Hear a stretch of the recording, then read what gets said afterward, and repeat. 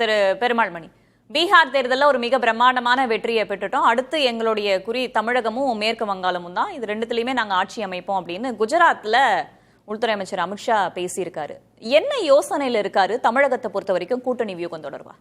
இல்லை, இப்படி அவங்க சொல்கிறது என்டிஏ அடுத்தடுத்து வரக்கூடிய தேர்தல்களில் அவங்க எப்போவுமே சொல்கிறதான். இப்போ மகாராஷ்டிரா தேர்தலுக்கு முன்னாடி இப்படி சொன்னாங்க, ஹரியானா தேர்தலுக்கு முன்னாடி அப்படி சொன்னாங்க, ஈவன் தெலுங்கானாலையும் அவங்க அப்படி தான் ஒரு லைன் எடுத்தாங்க. அதனால் என்னென்னா, ஒரு தேசிய கட்சி அவங்க அடுத்து எந்த மாநில தேர்தல் வந்தாலும் அந்த மாநிலத்தில் நாங்கள் வென்று ஆட்சியை பிடிப்போம் அப்படின்னு சொல்கிறது அவங்க இயல்பாக சொல்லக்கூடியது தான். இதில் குறிப்பாக இதில் என்னென்னா, மேற்கு வங்காளத்தில் அவங்க பாராளுமன்றத்தில் நல்லா பண்ணுறாங்க, சட்டமன்றத்தில் அவங்களுக்கு போதுமான அளவுக்கு இடம் கிடைக்காம போகுது. ஆனால் தமிழகம் அப்படி இல்லை. அவங்களுக்கு பாராளுமன்றத்துலேயும் எதிர்பார்த்த அளவுக்கு இடம் வர்றதில்லை, சட்டமன்றத்திலையுமே எதிர்பார்த்த அளவுக்கு இடம் வர்றதில்லை. அதனால் ஒரு தேசிய கட்சியில் ஒரு முக்கியமான தலைவராக இன்றைக்கு அவர் இது சொல்வதுங்கிறது அவர் எல்லா தேர்தலும் ஒட்டி சொல்கிறது தான். ஆனால் இங்கே என்னென்னா, என்டிஏ கூட்டணி இன்றைக்கி என்னவா இருக்குது அப்படிங்கிறதான் இங்கே நாம் பார்க்க வேண்டியதாக இருக்குது. இப்போ நீங்கள் பீகாரையும் தமிழ்நாட்டையும் ஒப்பிட்டீங்க அப்படின்னா 2021 தேர்தலை விட 25 பீகாரில் என்டிஏ கூட்டணியை அவங்க ஸ்ட்ரென்தன் பண்ணாங்க. கூட்டணிக்கு உள்ளே இருந்த சில சிக்கல்களை பேசி முடித்தாங்க, புதிதாக 1-2 கட்சிகளை உள்ளே கொண்டு வந்தாங்க, அப்படி எல்லாமே நடந்தது. ஆனால் அப்படி இருந்துமே கூட தேர்தல் நேரத்தில் போட்டி கடுமையாக தான் இருந்தது. அதாவது இந்தியா கூட்டணிக்கும் மகா கட்பந்தனுக்கும். அதனால தான் ஐயா மோடி கூட ஒரு கிண்டல் அடித்தாங்க, உங்களுக்கு தேர்தலில் எப்படி ஜெயிக்கிறதுன்னு தெரியல, அதை வேணால் நான் அந்த வெற்றி ஃபார்முலாவை நான் சொல்லித்தரேன்னு சொன்னது அவங்க போல் பொசிஷனில் இருந்து தான் அதை மிஸ் பண்ணாங்க. அதற்கு காங்கிரஸ் பண்ணிய சில மகா கட்பந்தனுக்குள்ளே பண்ணிய சில குழப்பங்கள் தான் காரணம். இப்போ தமிழ்நாட்டுக்கு வந்தோன்னா, நீங்கள் 2021 என்டிஏ கூட்டணி ஒரு வலிமையான கூட்டணியாக இருந்தது. இப்போ 2024 என்டிஏ அஇஅதிமுக இல்லாத ஒரு அணியாக போட்டியிட்டது. அஇஅதிமுகவினுடைய மிக முக்கிய முகங்களாக இருந்த ஐயா ஓபிஎஸ் அவர்களும் ஐயா டிடிவி அவர்களும் என்டிஏல இருந்தாங்க. இப்போது அப்போ பாருங்களேன், அஇஅதிமுக கூட்டணிக்கும் என்டிஏ கூட்டணிக்கும் அப்போ வாக்கு சதவீதங்கிறது 3% வாக்கு தான் வித்தியாசம். இவங்க 18% வரைக்கும் ஏறி வந்துட்டாங்க 2024 பாராளுமன்ற தேர்தலில். இப்போ ஒரு சின்ன லாஜிக் யோசிங்க, தமிழ்நாட்டில் பாஜக வளரணும்னு விரும்புதுன்னு வைங்க, அந்த அணியவே தொடர்ந்துருக்கலாம்ல, அந்த அணியவே தொடர்ந்துருக்கலாம். அதிகமான இடங்களில் சட்டப்பேரவையில் அவங்க போட்டியிட்டு இருக்கலாம். இன்னும் சொல்ல போனால் ஐயா அண்ணாமலைக்கு வேற ஒரு நல்ல மொமெண்டம் இருந்தது. அந்த அடிப்படையில் நான் சொல்றது 2024 பாராளுமன்ற தேர்தலில் இருந்த என்டிஏ அணி பாராளுமன்ற தேர்தலோட அந்த கூட்டணி வியூகத்தையும் சட்டமன்ற தேர்தலோட கூட்டணி வியூகத்தையும் ஒரே தட்டில் வச்சு அதான் எப்ப என்னன்னா, அப்போ முதல்வர் வேட்பாளராக ஐயா ஓபிஎஸ் கூட அறிவிச்சு 2026 தேர்தலுக்கு அவங்க அந்த ஸ்ட்ராட்டஜியை ஃபாலோ பண்ணியிருந்தாங்கன்னா, பாஜக நீண்ட காலமாக ஒன்று சொல்லிட்டு இருக்காங்கல்ல, தமிழ்நாட்டில் நாங்கள் அதிக இடங்களை போட்டியிடணும், நாங்கள் வளரணும்னு நினைக்கிறோம் அப்படிங்கிற அந்த கூற்று உண்மையாக இருந்திருக்கும்.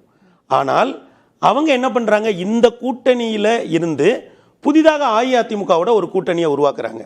அப்படி புதிய கூட்டணி உருவாக்குகிற போது தமிழக பாஜக தலைவர் பதவியில் இருக்கக்கூடிய ஐயா அண்ணாமலை நீக்கப்பட்டு புதிய ஒரு தலைவராக ஐயா நயினார் நியமிக்கப்படுகிறாங்க.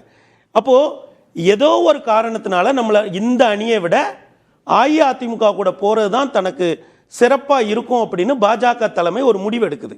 சிக்கல் அங்கே தான் வருது. என்னன்னா, இப்போ அவங்க அஇஅதிமுக கூட போனதுக்கு பிறகு 70 இடங்களோ 60 இடங்களோ எப்படி போட்டியிட முடியும்? அந்த இடத்த அஇஅதிமுக இப்போ கொடுக்க மாட்டேன்னு சொல்லுது. அவ்வளோ இடங்களை நாங்கள் கொடுக்க மாட்டோம். அது முதல் விஷயம்.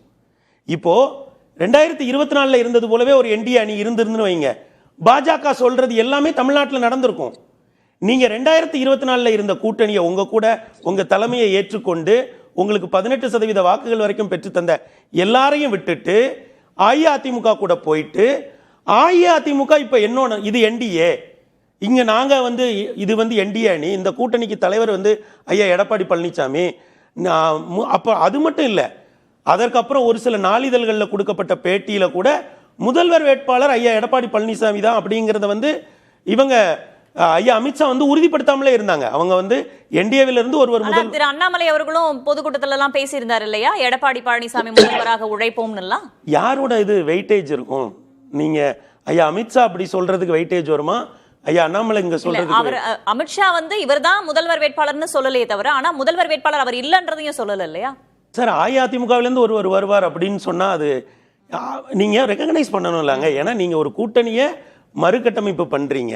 இப்போ நீங்கள் தமிழ்நாட்டில் பழைய 2024 கூட்டணியை வச்சுருந்தீங்கன்னு வைங்க, நீங்கள் என்ன வேணால் சொல்லலாம் என்டிஏ கூட்டணி பற்றி.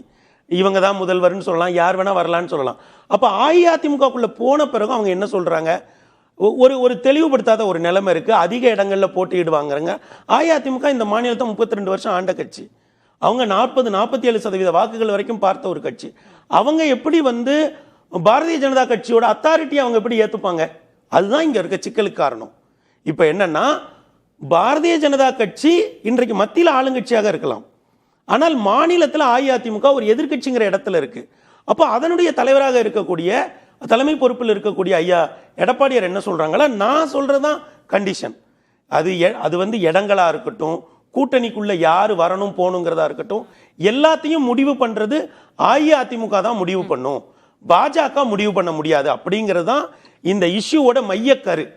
இதை ஒட்டி நடக்கிற ஏனைய விஷயங்கள் தான் ஐயா அண்ணாமலை சொல்றது, ஐயா நயனா நாகேந்திரன் டெல்லிக்கு போறது, ஐயா அமித்ஷா அவர்களுடைய அடுத்தடுத்து அவர் தமிழக தலைவர்களை சந்திக்கிற கூட்டங்கள், இது எல்லாமே இப்ப என்னன்னா, இந்த கூட்டணிக்குள்ள, என்டிஏ கூட்டணிக்குள்ள யார் சொல்வது, whose word is the final word, யார் இடங்கள் பிரிப்பதில இருந்து கூட்டணியில சேர்ப்பது வரைக்கும் கூட்டணிக்கான அதிகாரம் முழுவதும் திரு எடப்பாடி பழனிசாமி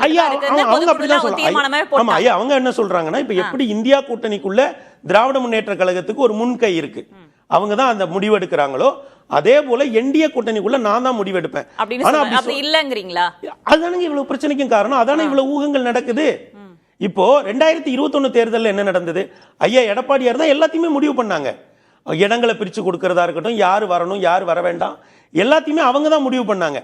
அதே போன்ற ஒரு நிலை தொடரணும்னு இவங்க சொல்றாங்க, அஇஅதிமுக சொல்லுது. பாஜக என்ன சொல்லுது, நாங்க ஒரு அகில இந்திய ஸ்ட்ராட்டஜி வச்சிருக்கோம், நாங்க பல்வேறு மாநிலங்கள்ல எங்களுக்கு வந்து ஒரு ட்ராக் ரெக்கார்டு, சக்சஸ்ஃபுல் ரெக்கார்டு இருக்கு, அப்ப நாங்க சொல்றதை நீங்க கேளுங்க, இந்த கூட்டணியை எங்களுக்கு வலுப்படுத்த தெரியும். சரி, அப்போ ஒரு முரண் இருக்குங்கறீங்க அதிமுகவுக்கும் பாஜகவுக்கும் இடையே ஒரு முரண். யார் who will lead the front? நீங்க வந்து இப்ப ஐயா எடப்பாடியே ஒன்னு தெளிவா சொல்றாங்க, நீங்க சும்மா நான் தான் தமிழக தலைமைன்னு சொல்றதெல்லாம் நான் ஏத்துக்க மாட்டேன், நான் நிஜமாகவே கூட்டணியில யார் இருப்பா, யாருக்கு எவ்வளவு இடம், பாஜக உட்பட எல்லாருக்கும் யாருக்கு எவ்வளவு இடங்கிறத நான் தான் முடிவு பண்ணி கொடுப்பேன் அப்படின்னு சொல்றாங்க. இதுல இன்னொன்று, இந்த குழப்பங்கள் வந்து ஒரு தெளிவு பெறாம நீடிக்கிறதுக்கு என்ன காரணம்னா, 2024 என்டிஏ கூட்டணியில இருந்து வெளியேறினாங்கல்ல, அவங்களுக்கு தாவேக்கான இன்னொரு ஆப்ஷன் வந்துருச்சு. அதுதான், இல்லைன்னா இந்த இஷ்யூ வந்து எப்போ செட்டில் ஆயிருக்கும்.